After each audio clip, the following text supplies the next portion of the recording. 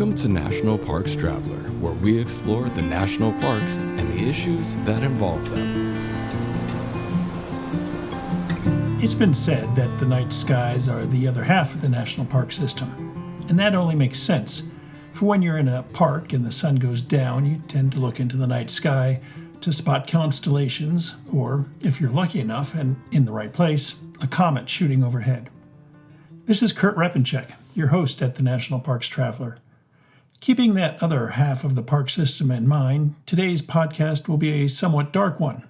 Our guest is Jeff Pfaller, a fine arts photographer who spent 5 years capturing night skies over national parks and other public lands.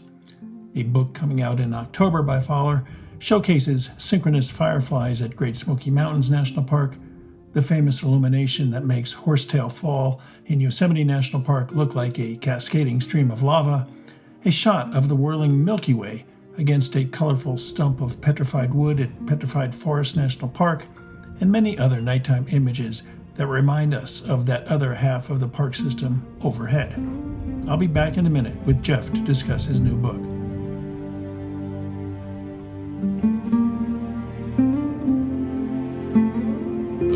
Parkway Foundation is the primary nonprofit fundraising partner for the Blue Ridge Parkway. It is made up of people who have a deep love for this majestic road and want to ensure that its natural beauty and the experiences it offers endure for generations to come. Show your appreciation at brpfoundation.org. Smoky's Life. Full of stunning photography and thought-provoking reads, Smoky's Life Journal is a biannual magazine produced by Smoky's Life, formerly the Great Smoky Mountains Association. Members receive it free of charge each spring and fall, and it is available for purchase in retail stores throughout Great Smoky Mountains National Park and online at smokyslife.org. Acadia National Park is one of the 10 most popular national parks in the United States. It's also one of the smallest and most vulnerable. That's why Friends of Acadia exists. Friends of Acadia is an independent organization of passionate people inspiring those who love this magnificent park to make a real and lasting difference for Acadia. You can make a difference at friendsofacadia.org. Washington's National Park Fund is the official philanthropic partner serving Mount Rainier, North Cascades, and Olympic National Parks. WNPF raises funds for scientific research, youth experiences, volunteer programs, and projects that preserve and protect these national parks in Washington state. Learn how you can help at WNPF.org. Support from readers and listeners like you make the National Parks Traveler possible every day of the year. If you enjoy the Traveler's content, please consider a donation at nationalparkstraveler.org. Welcome to the Traveler, Jeff. Yeah, great to be here. Good to talk to you. So you've got this wonderful book coming out in a few weeks, and you decided to do it because you lost your job. You have to explain that one. Right. What's the saying about time and being the root of all evil? I was a freelancer, and there's a saying that freelancers are the first ones to get let go when times get tough. They're the first ones to get hired when things come back. And that happened during COVID. It felt a little bit more permanent at the time. I don't know if you remember what it was like over that summer, but a lot of the companies I was talking to were in full-blown panic. We're just not going to hire anybody else ever. So yeah, I had this idea for the photography book bouncing around in my head, and I figured, I'm not going anywhere or doing anything right now.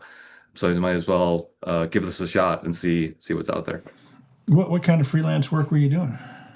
I was working in an advertising agency doing content strategy, which is basically planning out the content on websites, planning out the schedule for social media content, that kind of thing. So still storytelling related. So you left that riveting, exciting world to go into the humdrum national park world? It's a lot slower. And the thing about nature and wildlife photography is it's a lot of waiting. Can't just show up and wait for things to happen, wait for a grizzly bear to yawn, wait for it to move to the right position, turn around. So yeah, it can get pretty slow, but I enjoy that that part of it. It's a nice break from the rapid day-to-day stuff that we all have to do every day. Did you have a long history with national parks? I mean, did you grow up going to national parks and whatnot, or did you lose your freelance gigs and looked around and said, maybe the parks are the place to go? Yeah, this is my first time outside. No, when I was a kid, I went camping with my parents, and we did a big road trip out west to go to, Yellowstone and Badlands and a lot of the western parks. But it was kind of in college. My best friend and I don't know, we got it in our heads that we should go backpacking. So we went to the store, bought a bunch of backpacking gear. First time we went out, we probably carried our weight in, we were carrying bottles of water out there. I think like a 12 pack of bottles of water. So that shows how Nice. how little we knew about what we were doing. And we went to Pictured Rocks National Lakeshore, which is the Upper Peninsula of Michigan. It's along the south shore of Lake Superior, which is Michigan's my home state. And that's where I kind of fell in love. If you've ever been to Pictured Rocks National Lakeshore, it's these 200-foot limestone cliffs that rise above the lake. There's Michigan woodlands on top of it. You can hike. It's a 40-mile backpacking trip along it. So you can do it in a long weekend. So I've been there probably 8 or 9 times. I've done it with my best friend. I've done it by myself. I've done it with one of my kids. So it holds a lot of like memories for me. And that was probably where it got started. And I've been going to national parks ever since.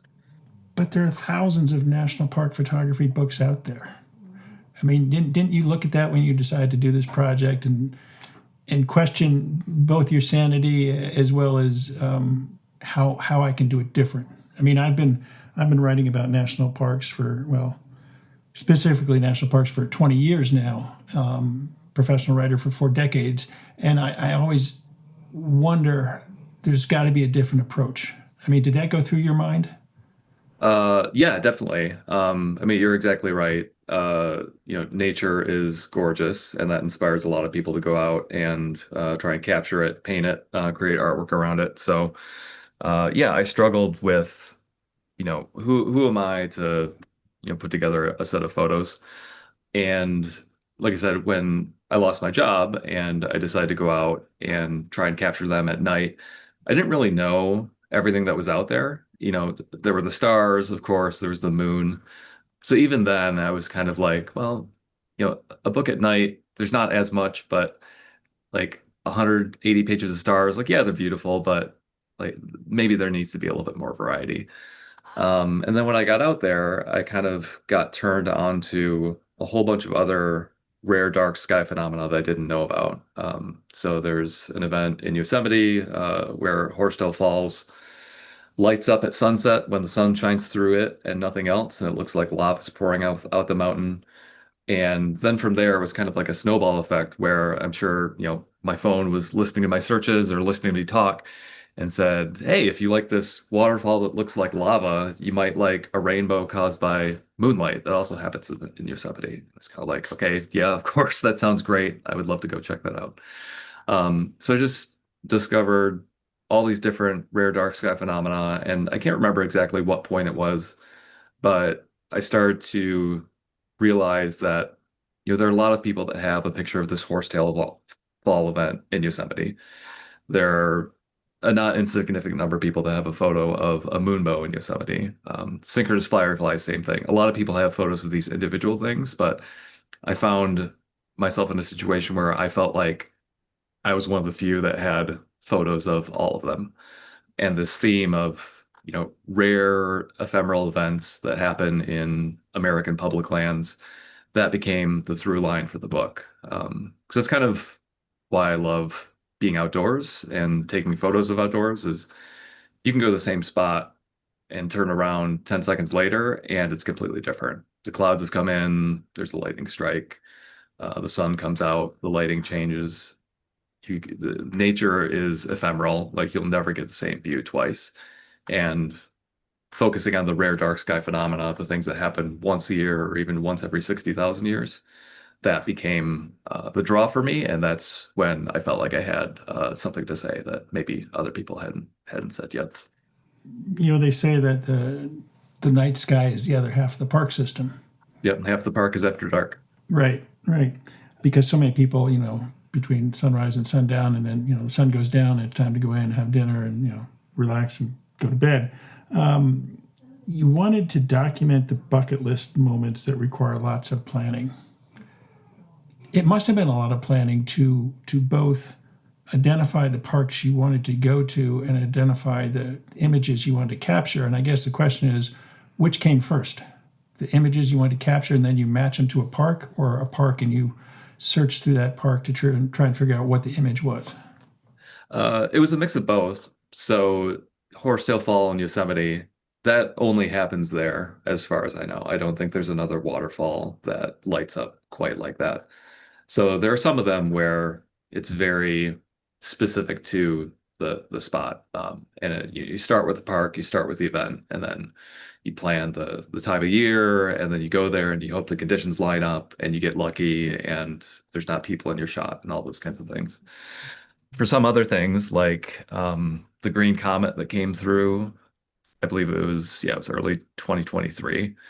You can see that from anywhere in theory, but when it was at its peak, it felt like the entire United States was covered with clouds. So that was very much, I just need to find a park where I can see the darn thing, which turned out to be Death Valley. Even there was super cloudy. And then the last morning I was there, I got lucky and got to see it. Same kind of deal with the Northern Lights. You need to be far enough north for how strong they are. You need to have the clear skies. You need to be away from light pollution. So in those cases, it's a lot of, for Northern Lights specifically, because I live in Chicago, so I have to go somewhere to get to dark skies and go to a park. I've got a list of possibilities, and then a day before, a couple days before, that list starts getting narrower and narrower based on what the conditions look like, and then I'll go to that park based on the conditions. So, like I said, it's a mix of I've got a specific spot that I'll go to, and the other one is kind of like just freelancing and figuring it out based on what the world gives you. Going through some of the photos that you captured, the one that I really found amazing was the synchronous fireflies at Great Smoky Mountains. And your image, I mean, it's hard to describe to listeners what a color image at night with synchronous fireflies looks like, but you've got these yellow dashes, obviously the fireflies, and they're like climbing up these trees that are framing this old stone chimney. It's just a gorgeous composition. And was that difficult to take? I know the park really limits where people can go. Yeah. Yeah. The synchronous fireflies is you kind of have the opposite problem there as you have in a lot of other places. So in a lot of places, like you kind of alluded to earlier, the sun goes down and everybody goes to bed. So you can go to, Tunnel View in Yosemite, many parks curve in Rocky Mountain National Park, the, iconic viewpoints, and, you show up at sunrise and it feels like the entire town is there, right? There's selfie sticks all over the place. And then after dark, you can go there and you get it completely to yourself. The synchronous fireflies in the Great Smoky Mountains, it's the opposite problem. They do a lottery every year because they need to control the amount of people that come into the campground. Number one, there's not that much parking there. But number two, if too many people, they trample on the foliage, and the fireflies rest on that during their mating process. They lay their larvae in the soil, or sorry, lay their eggs in the soil. So if people are walking all over it, it can really damage the young and the larvae and the eggs, and now all of a sudden we don't have synchronous fireflies anymore. So the Park Service really does a good job of limiting the amount of people that can get in there. I think they allow 120 vehicles in there every night when it's happening for that week in June, and 20,000 people apply for a spot. So it's a pretty popular ticket. So that's honestly the hardest part of just getting access to the place. But then once you're in there, it's a long exposure photo. So the one that you're looking at, if I remember correctly, I believe that's a couple minutes of exposure time. So the technique for photographing fireflies, and you can do this with any kind of firefly, like the ones in your backyard, or any that you might see anywhere, is you take a 30-second exposure. You have your aperture wide open. Your ISO is probably around 1600, and you just keep taking photo after photo after photo. And then afterwards, you can stack those photos together in Photoshop so that only the brightest parts come through. And at night, when there's fireflies going off, those are fireflies. So you get this effect where the landscape feels drenched in fireflies. So it is a composite, but when you're there in person, I don't want to make it sound like I'm diminishing how many fireflies are there. Like when you're in the campground, it's tens of thousands of Christmas lights. They all turn off at the same time and they all come back on at the same time. And it's really quite something to see with your eyes. Yeah. You said it was a composite. Obviously, you don't have problems with using tools to make the picture that you want. Some people will criticize you for that. How do you weigh that? Yeah, right. Yeah, there's if you go on social media and look at landscape photography, you'll find no shortage of opinions. Yeah, I mean that was also an artistic decision with the book, because there's a spectrum of nature photography. Like, do you want to show it what you can see with your eyes, or do you want to show, something more stylized or something that uses a tool like Photoshop or Lightroom? And I think what the choice that I made was to go the route of using composite photos, creating dramatic landscapes, showing things that you might not be able to see with your naked eyes. So, like a great example is also Northern Lights. If you see them with your eyes, you don't see the color because human eyesight, that's the first thing we lose is the ability to see color in the dark. So when you see them in person, they look kind of faded. Yes, there is color there, but it's not as vibrant or saturated as a lot of the pictures that you see. So when people see all these photos with like the deep reds, the deep greens, and then they see it in person, there's some people that are kind of disappointed because they don't see the blaze of color. But the book is filled with rare dark sky phenomena, things that it's hard to see. If you're not looking for them, you can't see. So that was the decision, is I wanted to show the full spectrum, like show what is normally hidden from us, the things that we might not notice, to again like build connections between people and these places and parks, get them inspired to go out and get connected to them so that they feel more like they want to advocate and fight for these places, help them experience the parks in a new way, kind of show the world that exists just beyond our perception.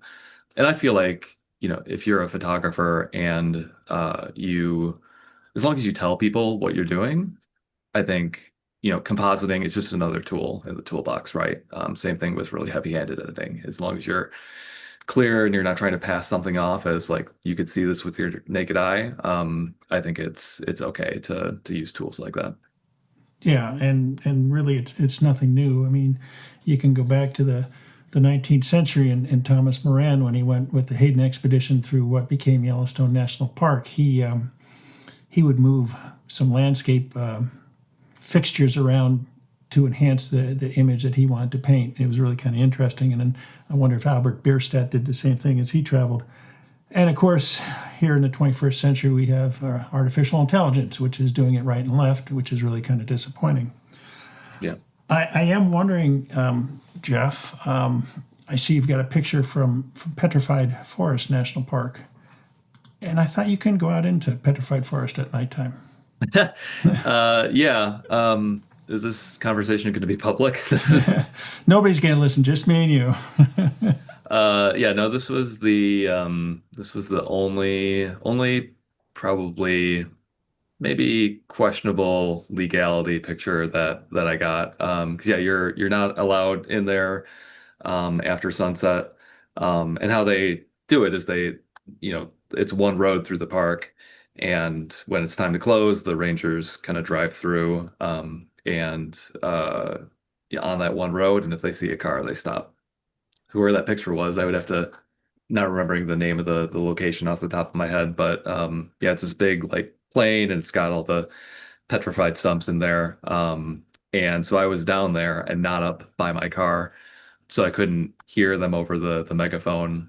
So when I took the picture and was walking back, yeah, the ranger was not happy, but yeah, I didn't get a ticket. I just got a warning, so it was okay.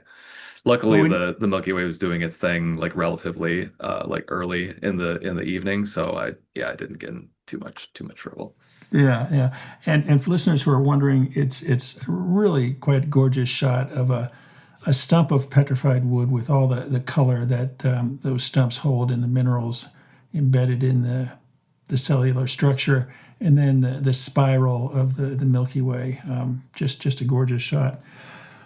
So, Jeff, I'm curious, what was the most difficult shot that you had on your list of shots, and did it come through or did it fall through? The most challenging thing in the book to get was the Northern Lights. I That was probably the thing that I tried the most times to get and failed at.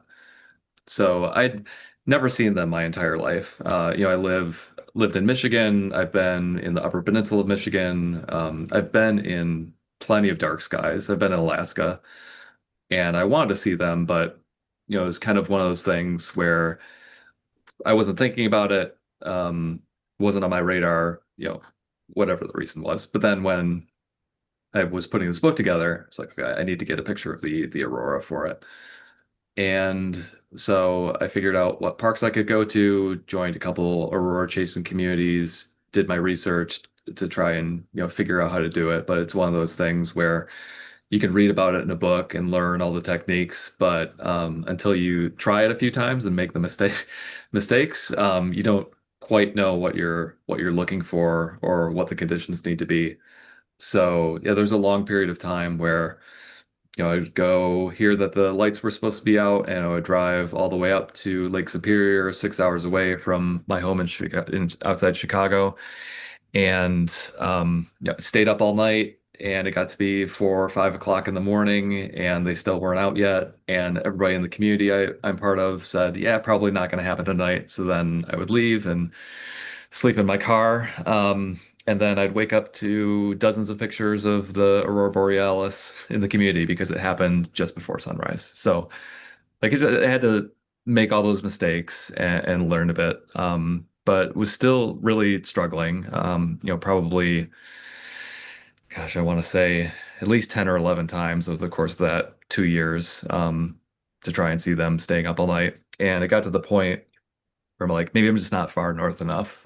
So I decided to buy a one-way ticket to Alaska, and I told myself I wasn't going to come back until I saw them.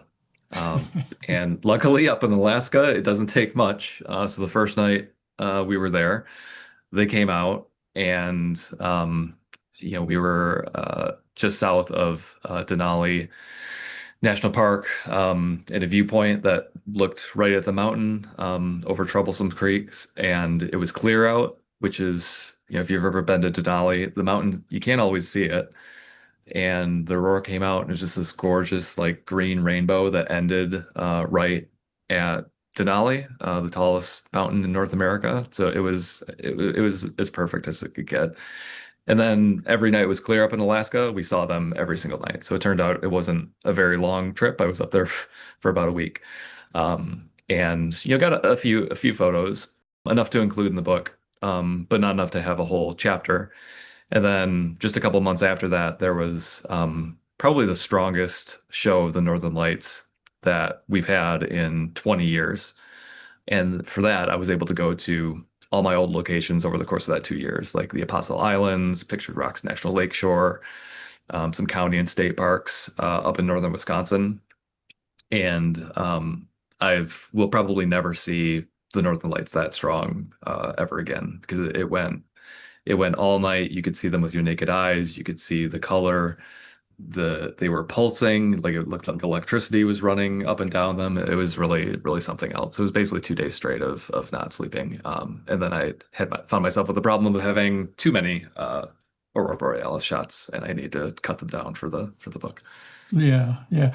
Talking about electricity, you have some great shots from Badlands National Park with the lightning strikes. And I hate to ask, but is this a composite as well? I'm looking at Uh, one that's got one, two, three, four, five, almost six strikes. yep. Yeah, no, it's that is two 30-second exposures. Which is if you see pictures of lightning that have multiple strikes in them, it's very likely that they're a composite. There are tools out there that you can put on your camera that claim to be able to detect the lightning strike, so that it'll detect the kind of the pre-header leader line that goes through, and then it'll fire off based on that. But I've never used them myself, but I've heard from a lot of people that they're pretty unreliable. So my Hmm. technique is just to leave the camera open Hmm. the whole time and let it capture it. So yeah, I think that one is two shots with several lightning bolts in each, and then stacked together.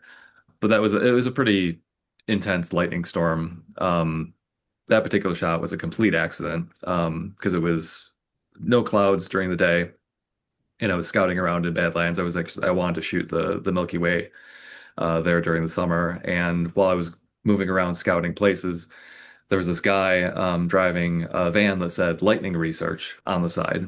And during the day, I didn't connect the dots. I just thought, oh, that's an odd vehicle to go sightseeing in a national park, but maybe that's just like his vehicle, or he's coming from work, or I made up a whole bunch of reasons that were not the right answer in my head. And then when this massive lightning storm rolled in, that's when the dendrites connected in my brain. And I was like, oh, okay. So then I just followed him wherever he went. And like that honestly was what enabled me to get some of those shots. Was I was drafting off of a scientist. Smart, smart. But Badlands is such a unique landscape. I mean, you don't have to worry about trees getting in the way. And then you have these eroded land formations that by themselves are unique and are photogenic. And you add, a storm coming through. Yeah, very powerful. I think it works great. Any idea how many photos you took over the course of this odyssey you went on for 5 years? I don't even want to know or look. There's probably a lot, especially with, like I said, shooting things like lightning, or when the fireflies, where it's just you're taking photo after photo after photo and keeping your shutter open continuously. There's a lot. You build up a lot of photos. It's not national park related, but I went on safari over the course of this journey to shoot wildlife, and I think I took 8,000 pictures over the course of 6 days. So yeah, Wow. it's a lot. That's actually probably my least favorite part of the process is I love taking the photos, obviously, but then when you need to pick what to focus on, like that narrowing down, that's when I procrastinate at my worst. That is what I'm procrastinating on, is like dipping into, okay, what of these 1,000 pictures I've got of this bear, like which one is the one I want to spend time with. But then once I Sure. pick it and I'm editing it and like try to bring it to life, that I enjoy that part quite a bit. Do you use film? No, it's digital only. I've never, I mean, I've shot on film, early on in college and when I was a kid, but yeah, I haven't had a lot of experience with film. But recently I have started doing this thing, particularly on so I do guided trips to places like Yosemite for Horsetail Falls and Moonbows and the synchronous fireflies. So these are places that I've been to. I've been to Yosemite 18 times. So I don't need to be constantly taking photos. So what I'll do when I'm there is I'll artificially kind of restrict myself and say, like, okay, I've only got 36 photos that I can take today. And then like that is a film like constraint that I put on myself to say, I've really got to be intentional and focus on what I want to get, and like find a situation that is unique as opposed to continuing to like just take photo after photo. I know there's like, film looks gorgeous and it looks very different and it definitely has an aesthetic to it, but I do think about often how, like you mentioned, photographers from the 1800s and 1900s, like them not being able to see what they were taking immediately after they took it and not have to mortgage their house to develop all their photos. It's very impressive. Like, so when I look at old photos, that's probably the most impressive thing to me is, the restrictions of the tools that they had, and they were still able to get some absolutely incredible shots. I feel like half of mine would have been, out of focus or underexposed or overexposed, or if I took him into the dark room. Yeah, that Adams guy did a pretty good job. Yeah, he's all right. Worked out all right for him. He He did got it by. okay. Yeah. So I'm wondering, you would go on these trips to parks or other public lands. When you got back from a trip, would you procrastinate or would you immediately go through the photos and try and cull them down to candidates for the book? Um, there for the book, I stayed on top of it for the most part. And I think a lot of that was, yeah, because I live just outside Chicago. We don't, we've got an NPS site in over in Indiana Dunes, and then there's like a Pullman. I think it's a national monument. That's more of like a old home, old structure. So I'm flying to a lot of these places, or I'm driving and then sleeping in my car. So I had downtime. So that was usually when I do it is, hop on the flight, and that would be my task is just zipping through, getting rid of all the out of focus ones. If something jumped out at me, so I got a little bit better at, kind of getting out of my own way and kind of doing that first pass of like, okay, that's just not viable at all. Or, oh, that's interesting. And that created a much smaller set to finagle with. So that helped out quite a bit having that flight time and the like the time sitting in my car in some national forest somewhere with no internet and no lights and no TV and by myself. Yeah, yeah. Now, another really cool one. Unfortunately, it's not from a national park, but nevertheless, the lunar eclipse you caught at Governor Dodge State Park in Wisconsin, I believe. Right. Yep. You had lots of parks to choose from. Why Governor Dodge? Was it just where you were? Or? Um, no, so that one was because mostly because it was close. Madison, Governor Dodge State Park is just west of Madison, which is about 2 hours from where I live. And I was going there with my kids. So they were, gosh, I'll say 16, 12, I want to say 5 or 6 at the time. So we turned it into like just a weekend. Like we went to Madison and we went out to eat. We went to the zoo there. We camped out in the campground and did the fire thing and roasting marshmallows and swimming in the lake that they've got there.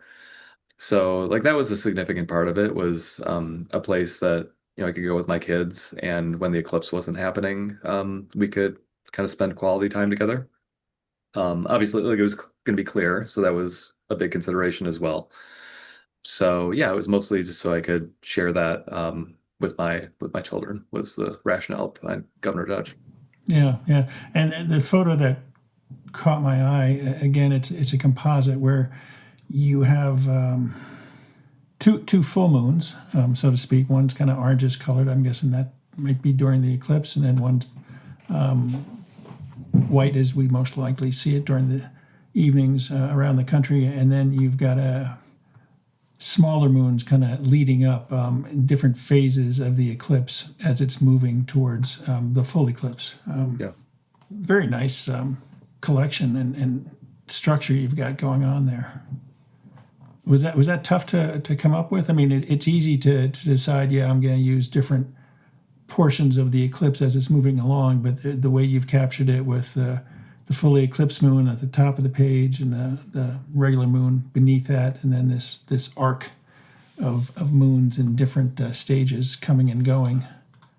Yeah, right. Yeah, no, it was taking a picture of the eclipse I would say about every 5 minutes, just to make sure that I got all the different levels of how dark it was or how much was covered by the shadow of the earth and how much was uncovered. So consistency was probably the biggest challenge, especially with my kids there. They're very, very talkative children. So the three of them, I mean, it was great. Like they were chatting back and forth and laughing and they were having fun. And, it's like kind of one of those like just magical things like after dark where like, they're just sitting in a parking lot and enjoying each other's company. So that was kind of distracting, but I still managed to remember to pull the shutter. And then I think the other challenging part of it was just the exposure. So yeah, especially when there's a high contrast in the photo. And in the case of a lunar eclipse, you definitely have that because you've got the full brightness of the sun reflecting off the moon, and then you've got the moon completely in shadow. So there are parts where, if it's not covered by shadow enough, that white in the image can really, like it completely blows out the rest of the moon and you can't see it. So then you've got to make a choice of do you expose for the light side of the moon and the dark side of the moon and then try and put them together?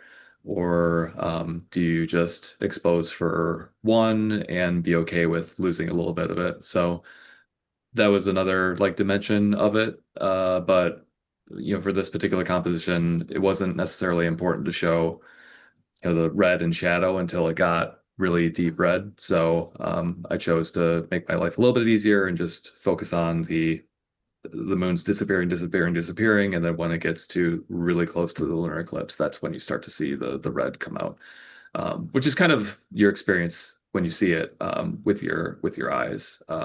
You don't really notice the deep like blood red of it until it's basically completely covered. Yeah, yeah. No, it's very cool. Um, did you make it out to Hawaii?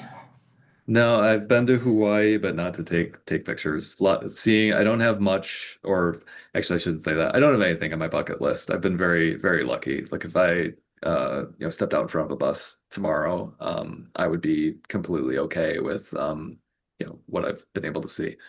But if I did have a bucket list, seeing, yeah, live lava or seeing eruption in Hawaii, that would definitely be up there. And Hawaii's got the rainbows and it's a gorgeous place. I would love to spend more time there.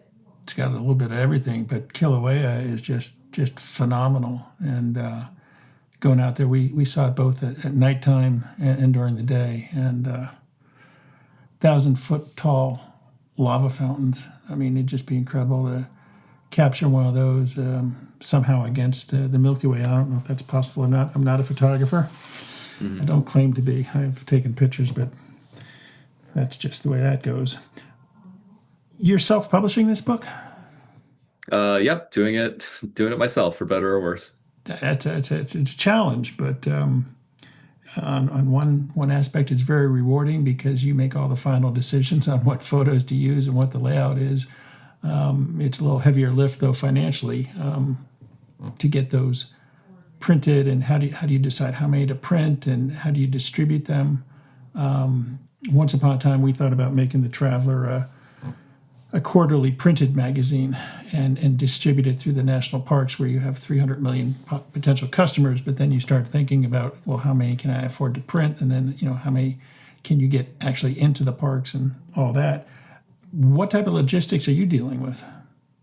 Yeah, so the things that are top of mind for me are first thing is storage. Where am I going to put these? So, like to your point, don't really have like a strong sense of how many is the right amount to print. So it's kind of a combination of thinking about like how big my audience is and how many people buy artwork and just kind of making a best guesstimate based off of that. And when I sent that number to the printer that I'm working with, because it's offset printing, so it's not print on demand. I mean, that's often a solve that people do is they'll go a print on demand route. So you don't have all this inventory of books. Like somebody orders one, it gets printed and it gets shipped off. But because this is a photography book and a fine art book, I wanted it to have just a higher quality than what you can get out of those print on demand printers. So the foil embossed cover, the dust jacket, the heavier paper that really will make the pictures come to life.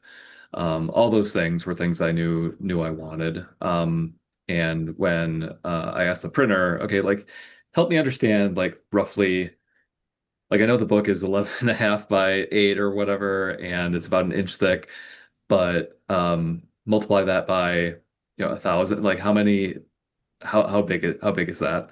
And the number they gave back to me for the boxes that it comes in, when I figured it out, it's basically a 10 by 10 by 10 room is the volume that the amount will take up. So, I've got 3 kids. I've got a wife who runs a staging business. So we've got our fair share of stuff. So I was thinking about, okay, how do I rearrange the house to create the room? So that's like probably problem number one. And then problem number two is, yeah, just the shipping and boxing them up and all that type of thing. So similar to, finding these dark sky phenomenon parks, it's just scenario planning, right? So there's a certain amount of books where if I need to get them out, like I can handle it myself, and it wouldn't really be a problem because the amount is pretty low. There's another kind of level where I can conscript my wife and my kids to help me out and just box things up.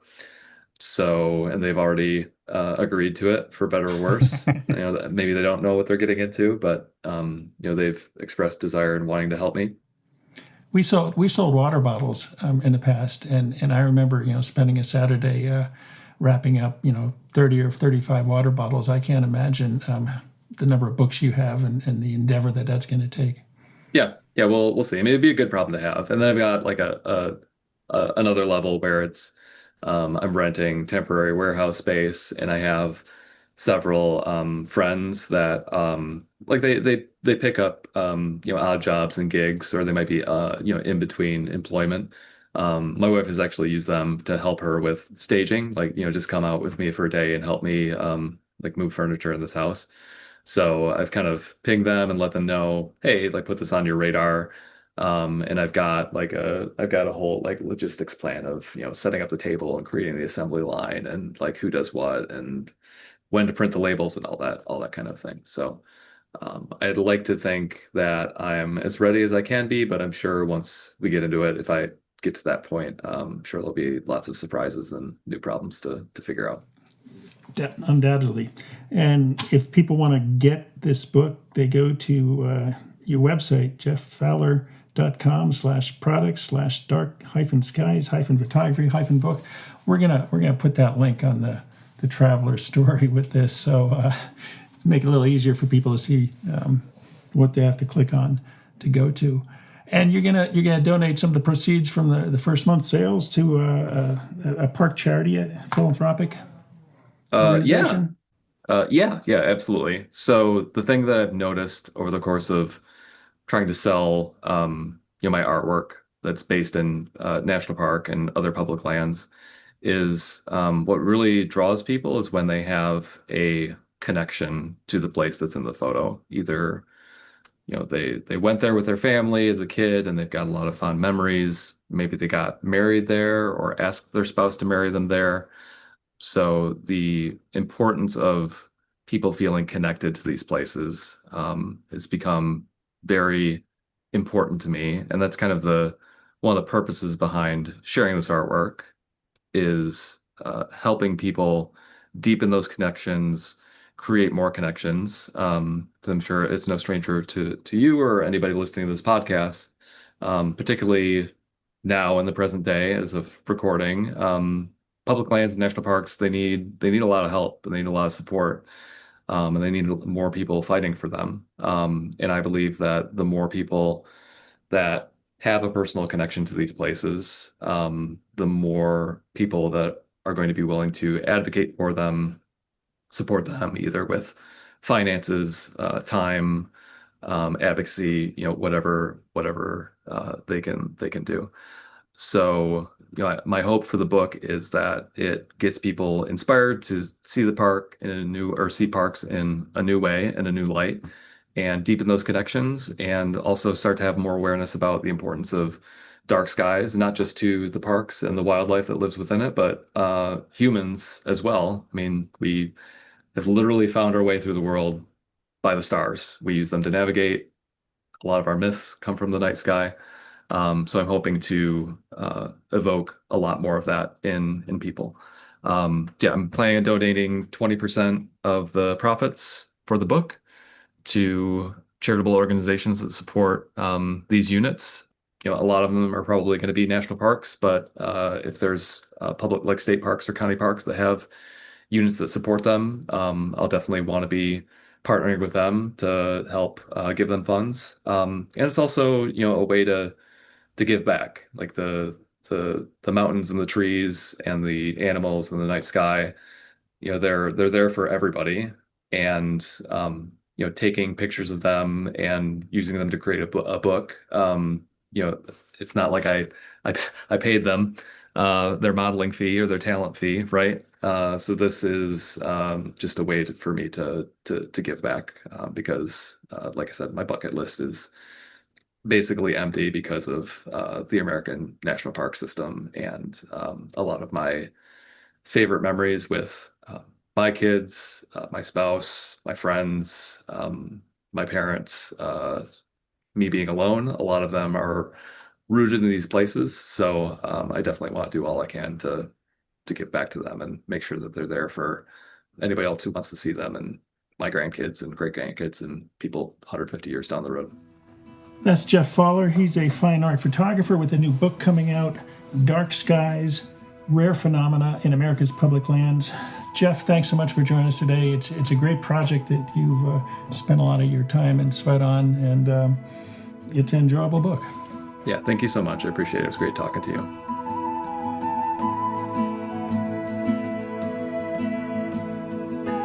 That's our show for this week. We hope you found it interesting. If you're curious about Jeff's book and want to learn more, drop by nationalparkstraveler.org and look at the page for this podcast. It will contain a link to the book. For The Traveler, this is Kurt Rappenchak. See you in the parks.